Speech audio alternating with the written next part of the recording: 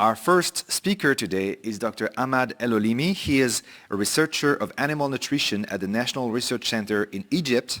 He holds a doctorate in animal nutrition with a focus on diet microbiome host interactions in a cattle model from the Mammalian Nutriphysiogenomics Laboratory, University of Illinois, USA, and a master's degree in poultry nutrition from Cairo University, Egypt. His postdoctoral studies at the Nutritional Immunology Group, University of Arkansas, for medical science in the United States focused on the impact of milk formula on the gut microbiome and immune development in neonates. Dr. Elolimy, welcome to these Microbiota Days. So yes, we started this day by addressing the question of optimal use of feed by the animals, a very important question regarding feed costs, of course, but also resources availability, including raw materials. So Dr. Elolimy will enlighten us on the role of gut microbiome in the use of nutrients, and by doing so, its influence in feed efficiency through recent studies in cattle. So Dr. Elolimy, the floor is yours. Thank you for the introduction. Good morning, everyone. It's a great pleasure to join the meeting, and I would like to thank Philip for this kind invitation. So today I'm going to talk about a very important and hot topic, actually, in the dairy industry, which is feed efficiency. And because we have all of the issues that are going around because of the global political issues that we have that would impact the feed cost and feed supply for our dairy cows. So I'm going to highlight the contribution of the gut microbiome in different models to the superior feed efficiency in dairy cattle. So first of all, I would just highlight the importance of a recently used measure for feed efficiency in dairy cows, which is RFI, or residual feed intake. And this is a little bit different than the average daily gain we used classically or in a classical way for a long time to recognize the efficient dairy cows. And then I will highlight on the unique gut microbiome and the unique development in the gut itself between the most efficient and the least efficient dairy cows based on the RFI divergence measurement. So I will talk about two models. First of all, the mature dairy cows during a stressful period of time, which is the peripartal period or the period around the calving. And also I will highlight the impact of gut microbiome on feed efficiency in the young animals, especially during the pre-weaning period in dairy calves. And then I will reach the overall conclusions. So first of all, let's discuss the RFI as a measurement for feed efficiency. And actually, it has been started to be integrated into the genetic selection program as a gold standard for the feed efficiency rather than the average daily gain itself. So in the dairy industry, like any other industry in the world, it has its inputs, which is basically the feed intake. And this feed intake needs to be processed within the body through the digestion, absorption, and metabolism to give the desired output. Basically, here we are talking about the milk quantity and also the milk quality. And the profitability of the project or the industry itself depends how could we maximize the utilization of the feed intake that would lead us to have a greater production from the quantity and the quality standpoint for the milk itself, which is very important. And when we talk about the feed cost, so we used to know that the feed cost represents or accounts for maybe 70% of the total variable costs in the dairy industry. But within the last year, we have faced a lot of challenges for the supply of the feed and the cost of the feed. And for example, in Egypt, we calculated the feed cost for sometimes it reached 85% per kilogram of milk. And this is really huge, and this will narrow down the profit margin for dairy cows. So the more we focus on feed efficiency or how we increase the utilization of the feed intake, that would reduce the cost per kilogram of milk, because likely the cow either is going to produce more milk from a similar feed intake or will reduce the feed intake and maintain a similar production level of the milk. And by the end of the day, it will lead to increase the profitability of the project, which is more important to maintain and sustain the production of the dairy cows all over the world. So the RFI notion, or the residual feed intake notion, it's not new actually. It has been suggested by Koh et al. By the mid of 60s in the last century. So we are talking now for more than like 60 years. And it's basically suggested for beef cattle. So we know that the beef industry, they have more homogeneous group of cattle or group of animals. So it depends on all in or out animals. They are more homogeneous, similar body weight, similar average daily gain, like homogeneous sex of animals. So they started to suggest the application of such a new measurement for feed efficiency in beef cattle. And basically we can calculate this RFI efficiency by the difference between the actual dry matter intake, which is, we can easily calculate it if we are going to use one of the individual feeding system like the Keeling Gate or GrowSafe system on a daily basis for sure. And then we have to get the difference between the actual dry matter intake and the predicted dry matter intake. And this is very important. So we calculate the predicted dry matter intake as a regression of the actual dry matter intake on the level of production. And as the RFI measurement has been suggested at the first time for beef cattle, so here we are talking about the meat production or the production level of the meat itself. So let's assume we have a group of animals and we started to follow the daily feed intake for a period of time like maybe 60, 70 or 80 days. And then we started to calculate the predicted dry matter intake to get the RFI coefficient. So here in the middle, you can see the line that crosses the 0 point. So this is likely where the animal have the optimal dry matter intake for the expected level of production. So if we're going to divide the animals based on this line, so we'll have two groups of animals. So the first one, or the first group, these animals would have an actual dry matter intake which is greater than the predicted dry matter intake. So these animals consume more feed intake to produce the same level of production. So I would call these type of animals the least efficient animals.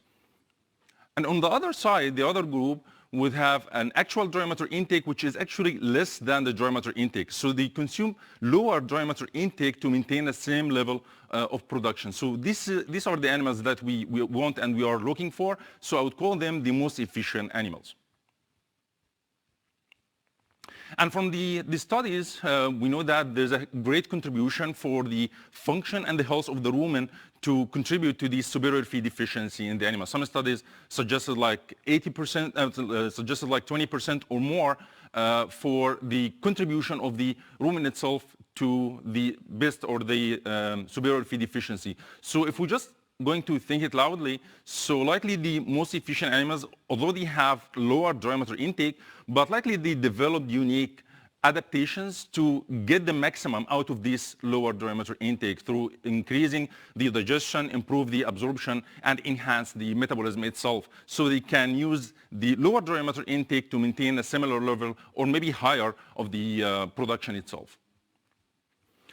So just a refreshment, what's going on if we are just track the dry matter intake or the feed once it reaches the rumen itself? So as we can see here on the upper corner to the left, we can see here the diet itself, and once it enters the rumen, which is the brown box here, trillions of microbes are going to attack the plant fiber to break it down and do the fermentation. And this is very important because they are going to produce tens or maybe hundreds of the bacterial digestive enzymes that the animal itself or the host itself doesn't have to produce such important enzymes such as protease, amylase, cellulase, and zinanase that would enable the gut microbiome or the rumen microbiome to break down the plant fibers.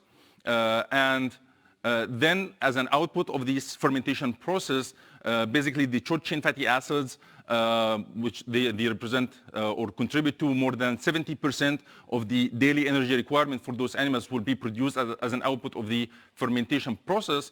And these short chain fatty acids are going to be absorbed through the ruminal epithelium to reach the circulation, and then it will be distributed all over the body itself to contribute to provide the energy for the different tissues and also to contribute to the production of the milk itself. So as this measurement of feed efficiency started with the beef cattle. So we waited for 50 years, 50 years, to start to apply it on the dairy cows. And we know that dairy cows, they have a lot of challenges during stressful period of time, such as the peripartal period in the mature cows, and also the pre-weaning period in young calves. And they have tried to avoid applying these RFI on this stressful time because of the huge or dramatic changes in the dry matter intake, in the body weight itself. So it's not a kind of a stable stage to apply such a measurement for feed efficiency. So they started to apply the RFI idea during the mid-lactation period itself, because we know that it's more stable immunity, more stable dry matter intake, and more stable production itself. But we tried to investigate these, applying this concept during this stressful period of time, starting like 8 years ago when I started my PhD at the University of Illinois, and I'm continuing to do it right now in Egypt as well. So let's first talk about the results that we have got when we applied the RFI coefficiency on the dairy cows during the transition period, which is basically the 3 weeks before calving and 3 weeks after calving. And we have a lot of challenges during this period that would impact the gut microbiome or rumen microbiome itself. So the first challenge is the change in the dry matter intake itself. So we know that before calving, there's a dramatic decrease in the dry matter intake as we get closer to the calving date. And then gradually the dry matter intake starts to raise a little bit during, as we go during the postpartum period.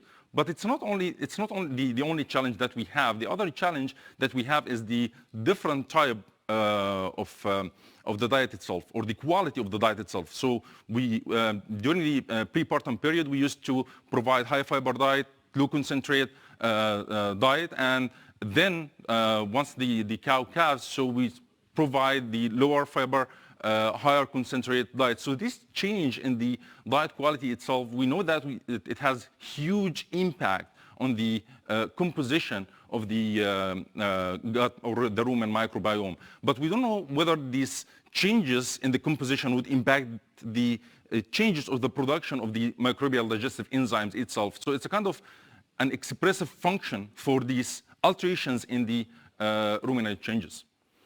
So to apply this idea, we have we did like a series of trials, starting with like small-scale trial using only 20 cows, and this is the classical idea of applying the RFI, to use a small number of animals and just deal with the extremes, maybe the top and the lower 20 or 30% of the extreme animals, to understand the divergence in the RFI. But we also try to improve this idea by applying or getting more cows to this kind of trials. So we have applied 47 dairy cows, and also we have in another trial, in a bigger cohort, we have included 320 dairy cows for these studies.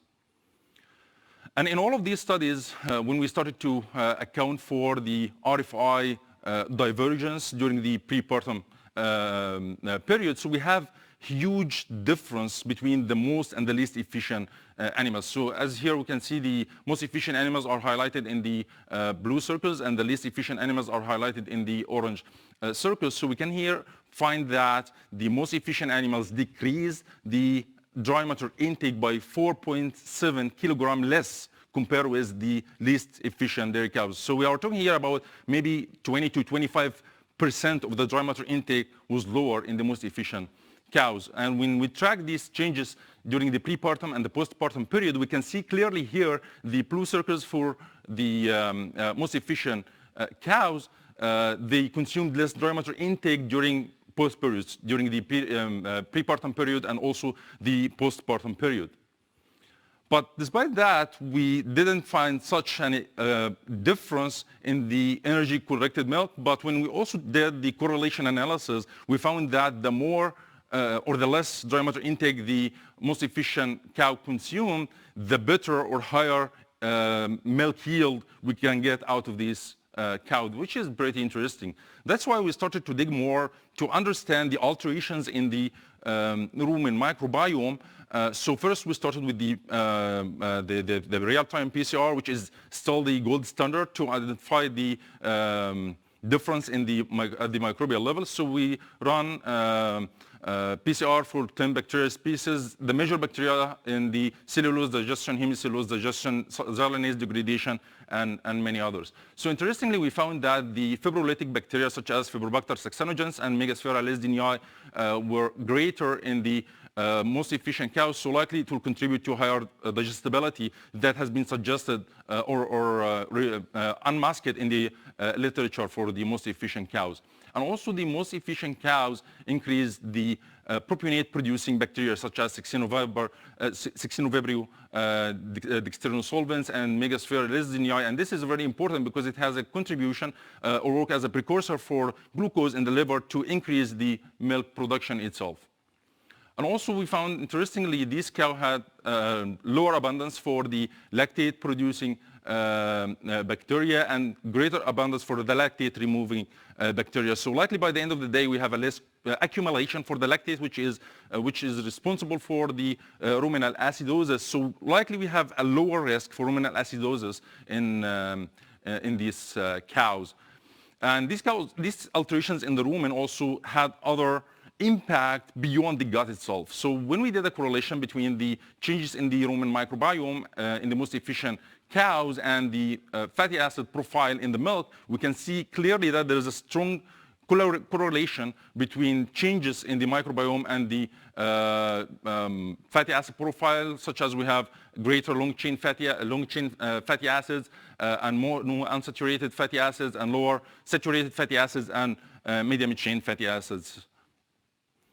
And then I started to develop a protocol to evaluate the activity for microbial digestive enzymes for amylase, xylanase, cellulase, and protease. And this is basically through incubating the ruminal samples on the substrates for over a period of time and then evaluate the output. And before doing this trial, I thought that we are going to have greater production or greater activity for the microbial digestive enzymes, but actually we had the opposite. So the activity of the majority of these enzymes or microbial enzymes were less in the most efficient cows. So likely the lower dry matter intake would lead to decrease the passage rate of the digesta in the gut itself, which will provide the ruminal microbes with more time to work on these plant fibers. So, and as the production of digestive enzymes from the microbes, it's an energy-consuming process, so likely they will save this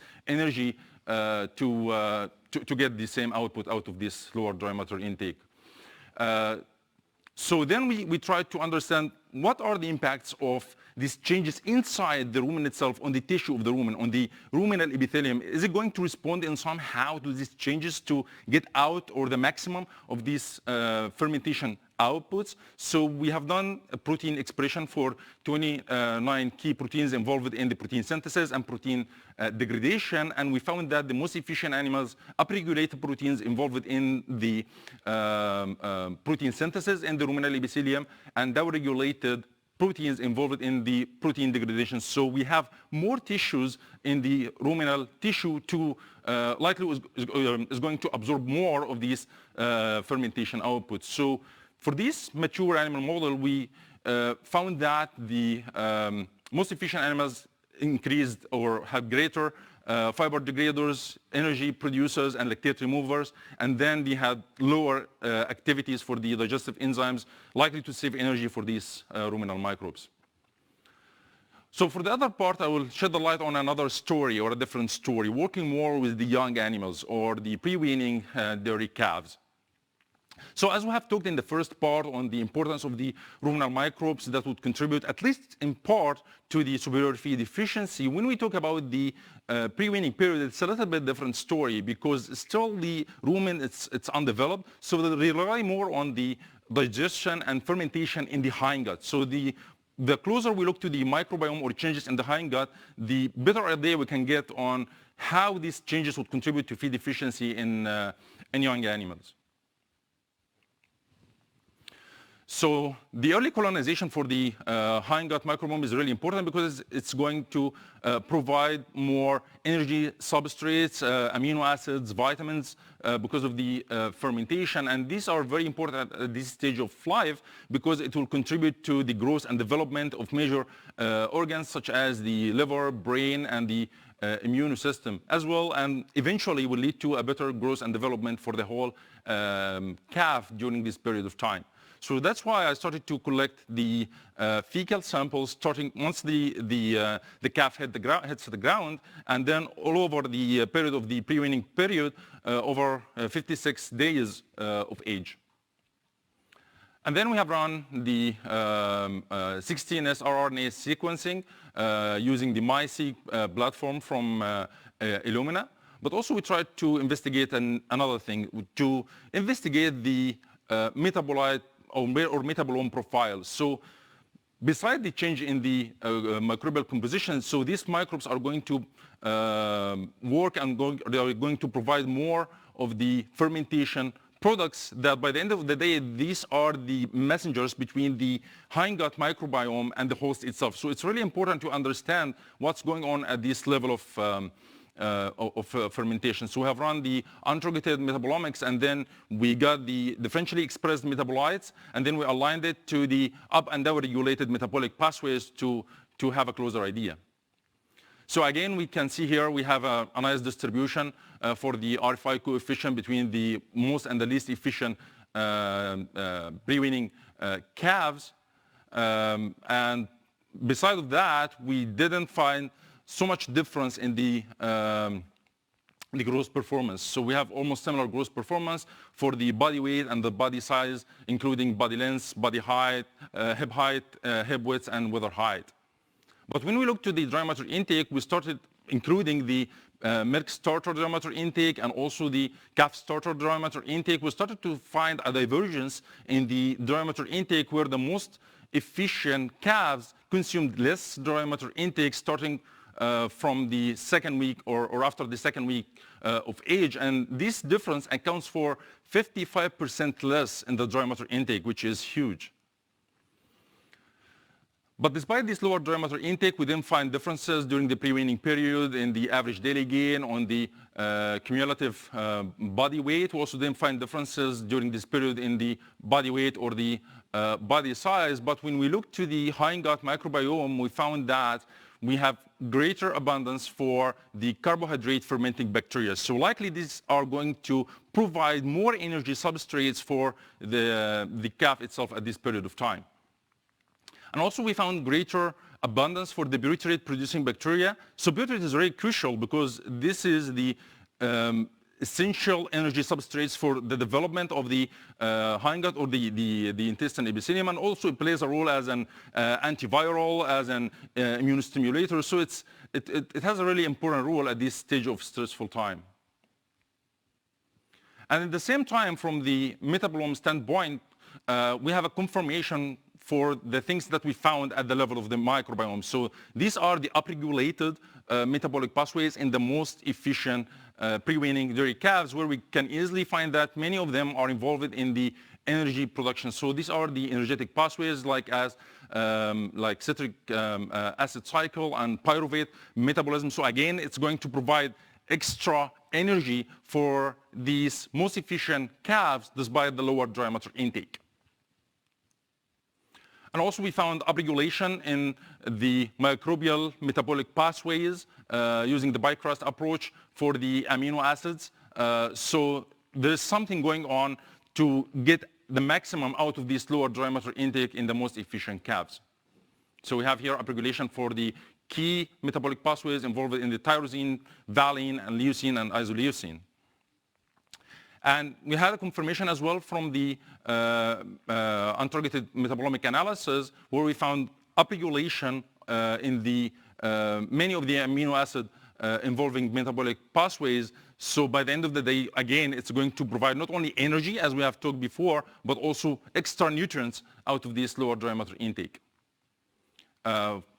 Moreover, we also found that greater or upregulation for the key metabolic pathways involved in the vitamin metabolism, like as vitamin B6, B7, and B8. And we know that these are really important because it's a kind of a relief for the stress during this period of time. And it confirms the other publications that found that the inflammatory status in the most efficient cows are lower compared with the least efficient cows or animals.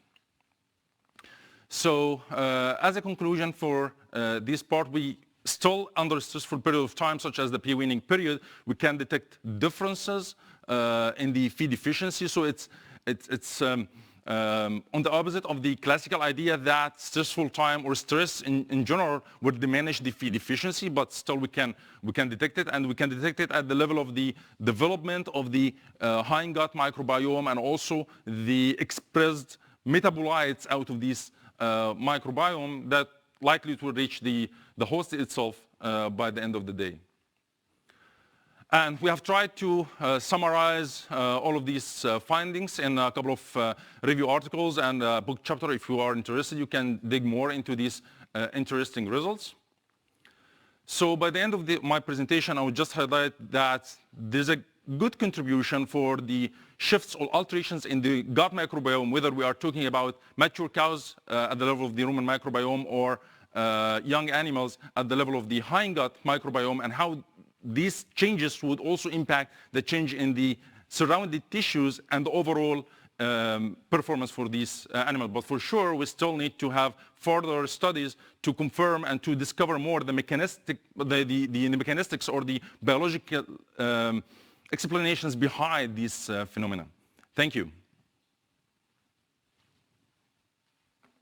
Thank you very much, Dr. Elolimy, for this presentation, the first of the day, and we are going to turn to the questions you've sent through the chat, and Lamia is going to ask the first one.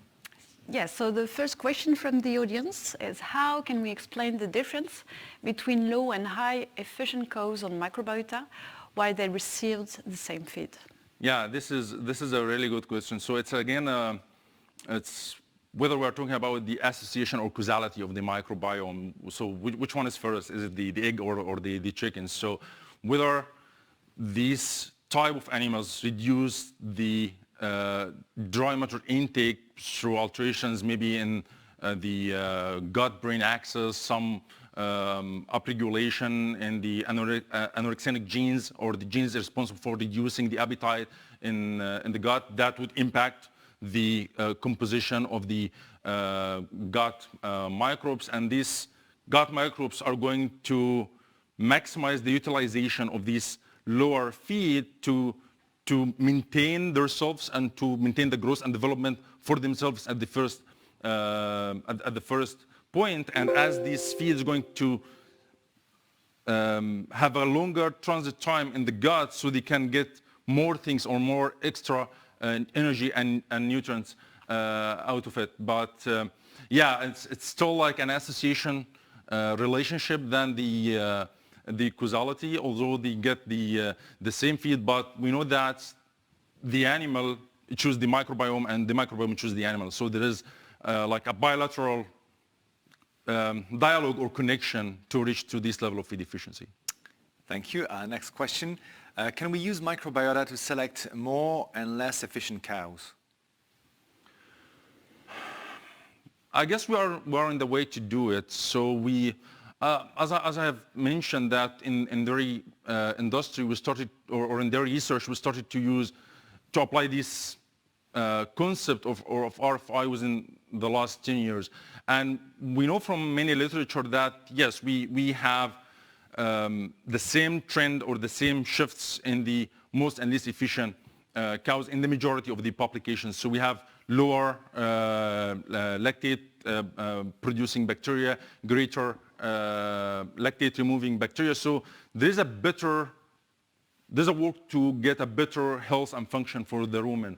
But if we can target a specific species of microbes that would tell us this animal is going to be most or least efficient, we are still in the infancy period to do it. But I guess at some point we can do it in association with the metabolome itself, because we know that when a new baby is born, we get like a blood sample, and we do like what's called the dry blood sample, and then we run some type of metabolome analysis to understand or expect that this baby is going to be challenged with some disease in the future. So yeah, I think likely we are going to reach this step hopefully from the first day when the calf hits the ground. Thank you very much. Next question now.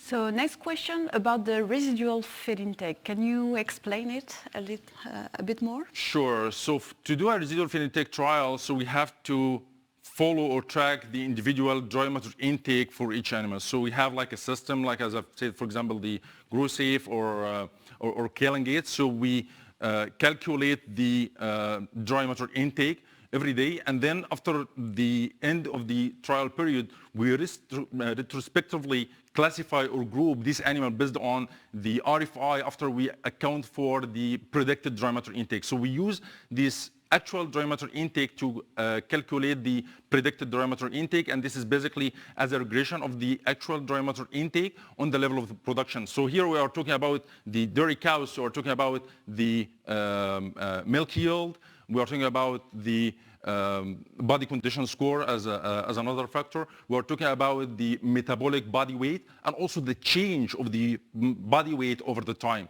So we just do such a regression, and then we have value for each animal, whether it's positive or negative. So the negative RFI coefficient means that they consume less dry matter intake than the predicted dry matter intake for similar level of production. So these are the most efficient, and the positive value, which we don't want to have, which is the least efficient animals, so they consume dry matter intake more than the predicted or the expected dry matter intake to give a similar level of production. Thank you very much. We have one final question, and we have one more minute to spare. In Europe, more and more farms are getting concentrated with high-producing cows. According to you, what can you advise to farmers when selecting the cows? So right now we have like a shift in paradigm. So we used to select the highly producing dairy cows as in part based on the body size. So the bigger body size, they have more capacity to produce milk, but at the same time, the bigger body size means that we have greater energy to maintain this body size. So right now, after implementing the RFI concept in the genetic selection program, they are going to focus more, how could we reduce the size of the cows with maintaining the same level of production? So we will have less energy to maintain or for maintenance for these cows. So right now there is a kind of a shift, and as we have used to involve the average daily gain in the genetic selection, which is a good parameter, but at the same time we select for the greater body size for the cow, and on the long run it's going towards the feed efficiency itself. So that's why we started to look for the RFI. Thank you very much for answering these questions and for this presentation, for being a part of this event. Thank you, Dr. Elolimy. Thank you so much. Thank you. Thank you. If you're joining us, welcome to the Microbiota Days by Phileo. We have a whole day ahead of us with lots of presentations on different topics. Of course, the common thread will be microbiota.